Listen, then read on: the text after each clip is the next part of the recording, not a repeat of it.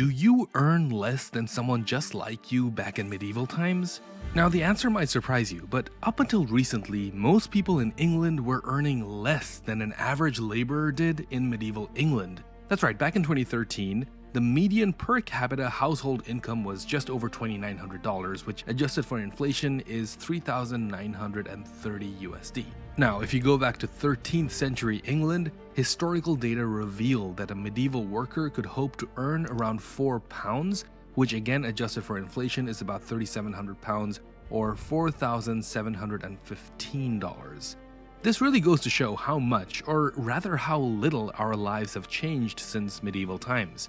What has changed, however, is how our societies are structured and how our economies work. We need to talk about how society was structured back then to create value and wealth, and how medieval societies spent that money.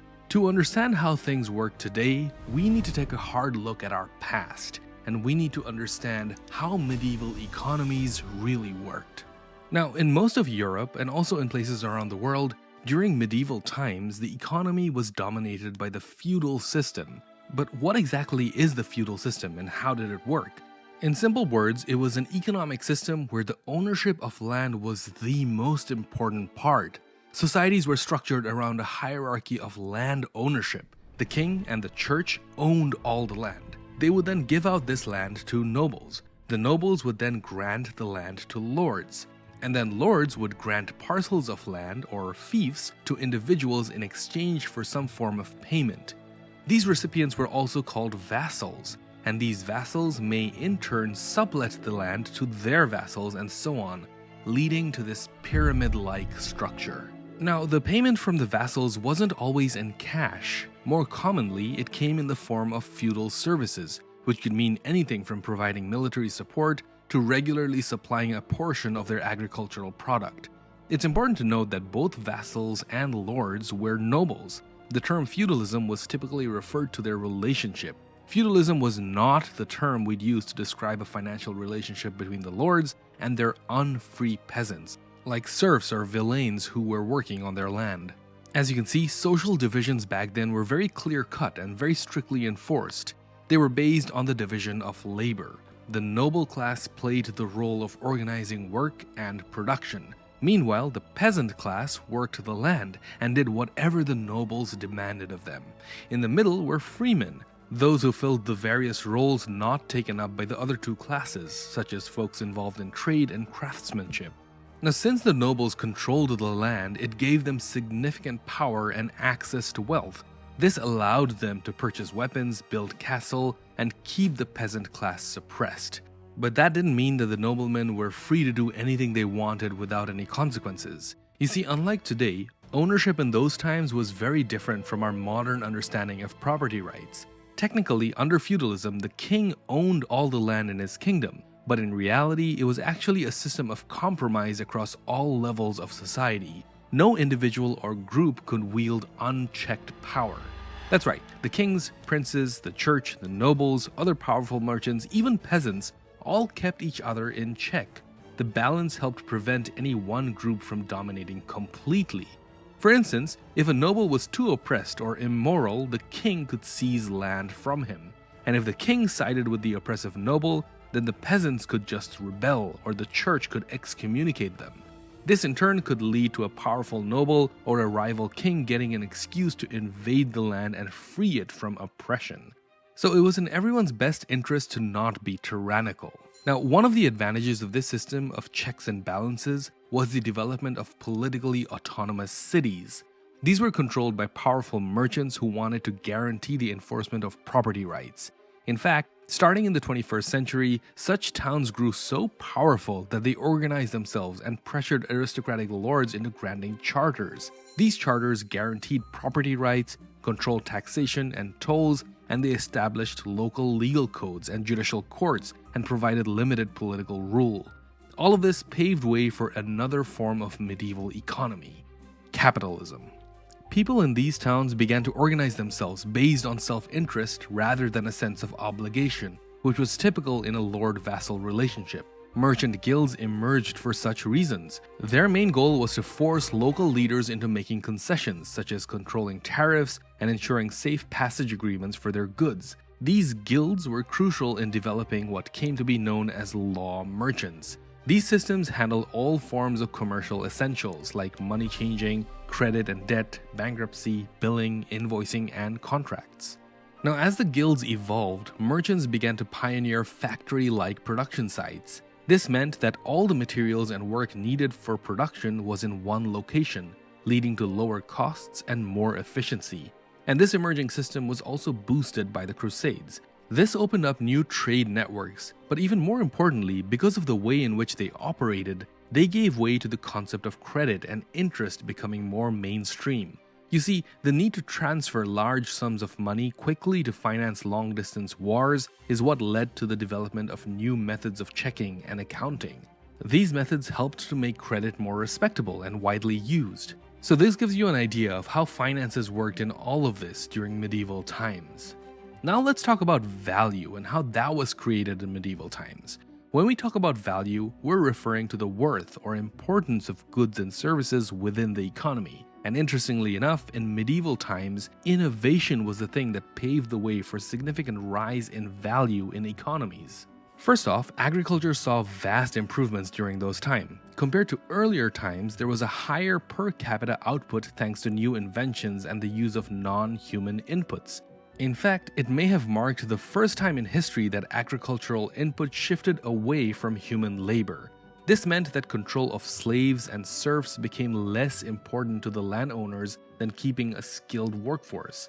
For example, innovations such as crop rotation and the wheelbarrow greatly improved agricultural yields. In the textile industry, you had inventions such as the vertical loom and the spinning wheel that added to production efficiency. Animals equipped with shoulder collars and horseshoes were increasingly being used for drafting and transportation. Technologies like windmills and water mills were also being used to harness the limitless supply of wind and water bodies. All of this greatly added to value being created in these economies. Now, new products also emerged during this time, and this included papers and watches and compasses. These innovations didn't just improve day-to-day life, they also made larger, more frequent trade possible. And this translated to more taxes, more rent, and which ultimately meant more money to the elites to spend on goods. Around this time, there was also a growth in long-distance trade. Now you combine all of this and you would see that the wealthy could now access new spices like pepper, cinnamon, and ginger for their kitchens, as well as new luxury items for their homes such as carpets and tapestries, costlier furniture, better clothing, and jewelry. The quality of living in castles improved significantly, leading to a more refined and courtly lifestyle amongst the upper class. This rise in wealth also led to the creation of a salaried class. With the new money economy, rulers could hire paid staff or mercenaries for their armies instead of relying solely on noble gifts and military support. The same practice carried over to domestic life, where instead of vassals, lords began to hire full-time professional servants. In the cities, you had the rise of the first managerial class. Guildmasters and merchants came to grow their fortune while still underpaying hired workers who now performed most of their tasks. This gap between those who created value and the middlemen who controlled it would only worsen in the coming centuries. You see, the class and the social group who were ultimately responsible for creating value were not reaping the benefits. It was the class who were right above, the nobles, who hired this social class of workers to get things done. It's ironic how much of this we still see in society today.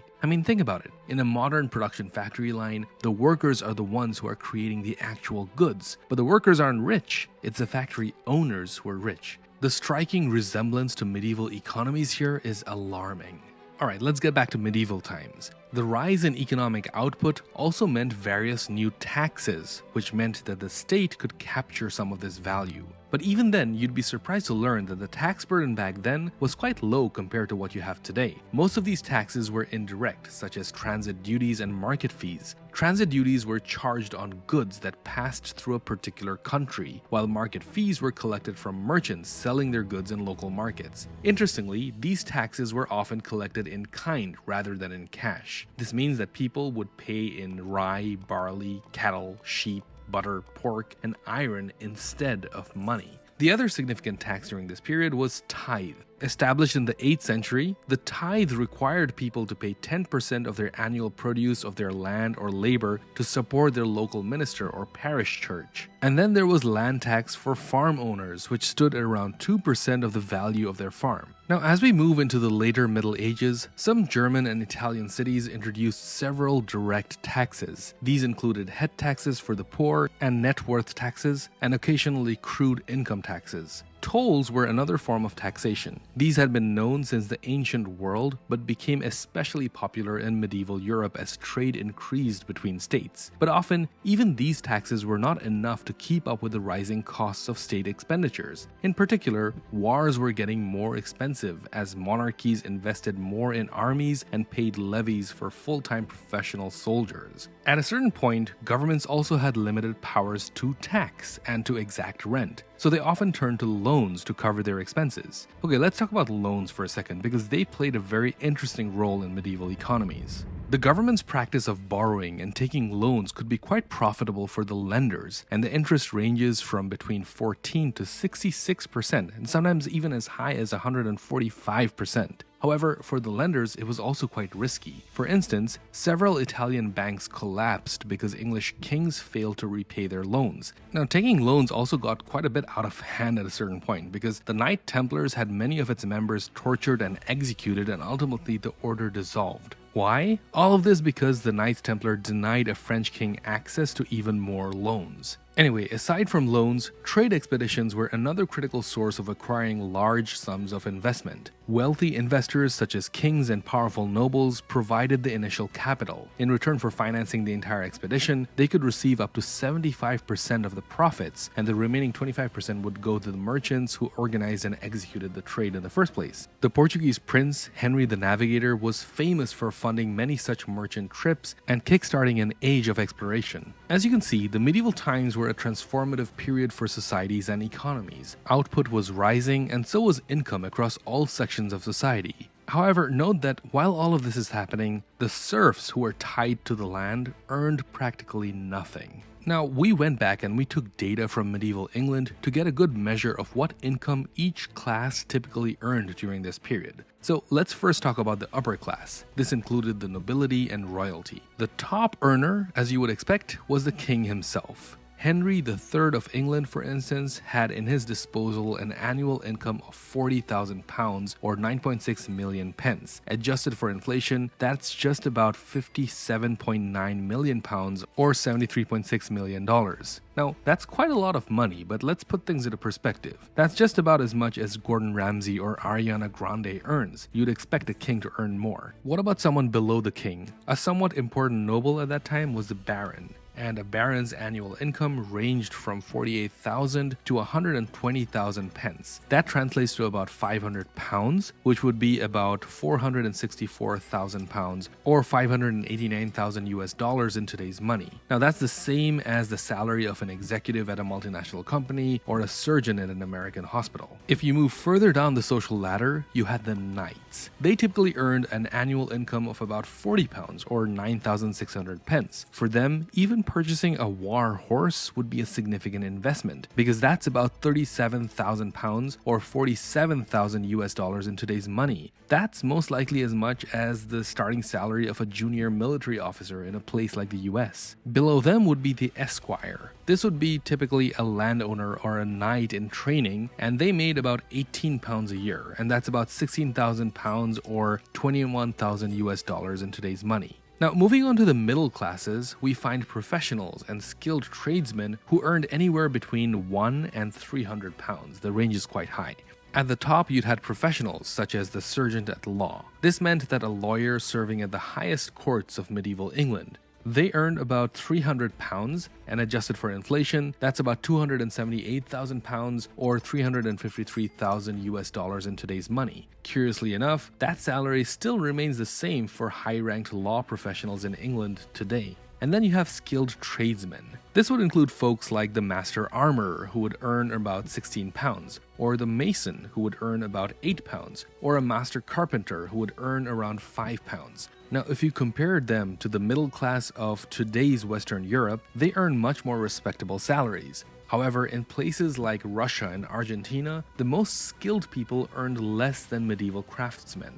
Okay, let's look at the lower classes, which include laborers, servants, and other manual workers. Laborers earned between 2 and 4 pounds a year. Servants who found work at a noble's home earned even less, let's say about 1 pound. And at the very bottom of the social hierarchy were the serfs. Tied to the land that they worked on, serfs practically earned nothing. They were provided with just enough to sustain themselves, with no opportunity for accumulating wealth or, for that matter, escaping their impoverished existence. Anyways, income alone does not tell you the whole story about their lifestyles. I mean, how much of this went into taxes or rent or other expenses? How much was a person left with as disposable income? Looking at the same source, we can compare some of those prices to today. So let's start with that of a medieval laborer. Back then, transportation was much more expensive. It was usually about 42% of a laborer's income. Another 16 to 20% was taken up by taxes. The remaining would probably be around 365 pence out of his yearly salary, which was about a pence a day. For that 1 pence, he could buy 2 dozen eggs or an entire chicken or half a loaf of bread. If he wanted a whole cow, he would have to save much more than 2 months of his disposable income. A draft horse would be about 240 pence, and so that was also a very significant income. What was cheap though was rent.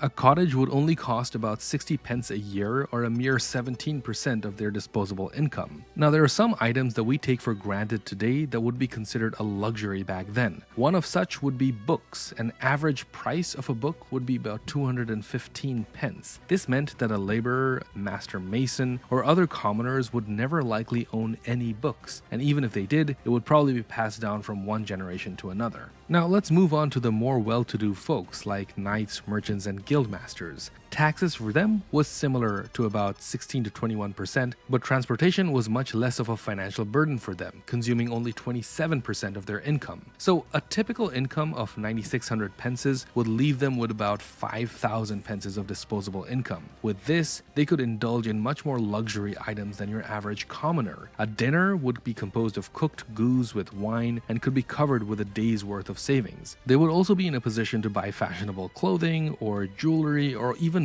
books to decorate their houses. If they wanted to, they could also save enough in a year to enroll their children in university. The total expenses for a university education at that time would be, including tuition and lodging, about 2,000 pences a year. Again, very affordable for the knights. Once again, housing was cheap. Even if we consider luxury housing, like a townhouse equivalent for that time, it would only cost about 720 pences a year for rent. For a knight or a high-ranking noble, a respectable house or a courtyard would be built within a few years of savings and would cost about 21,000 pences. Again, in today's money, that would be about $80,000. Finally, we have the true upper class. This included all high-ranking nobles and royalty. Usually at this level, expenses such as food, travel, and other luxury items wouldn't even cost a dent to their yearly income. What was expensive though was housing. And that's because as a highborn, your housing wasn't just expected to be good enough. It had to be stately and actually serve an actual purpose of defending your lands. A typical medieval castle was estimated to be about 1.2 million pences in total. On top of that, you were expected to contribute your share to the military budget. So only the wealthiest nobles could afford to build a castle without going to creditors or striking their luck with a successful investment in a trade venture. Now look, modern life in many measurable ways is significantly better than that of medieval times, hands down. You have far less risk of dying horribly from diseases or violence. Thanks to global trade, the majority of the world would never experience scarcities of resources. There's an abundance of entertainment, comfort, and cuisine that we have today that would be unthinkable for even kings back then. Still, comparing past income with the present, one cannot help but question, where was all this added value going to? In the past few centuries, the world has undergone a tremendous rise in economic output, thanks to rising literacy and technological advancements. However, what has barely increased or may have even lowered in some parts of the world is middle-class income. So all that value may have gone somewhere, most likely to the top 1%. Now, compared to the kings and powerful nobles of the past, our top percent are relatively far richer on average. A medieval European king could only dream to have the life of a modern-day billionaire. So, what do you think? Is the world a better place than medieval times today? By the way, thanks so much for sticking around all the way to the end. If you did, please put a comment down below with the emoji of a crown. I'd really appreciate it to see how many of you stuck around. So thanks so much for watching, and I'll see you soon.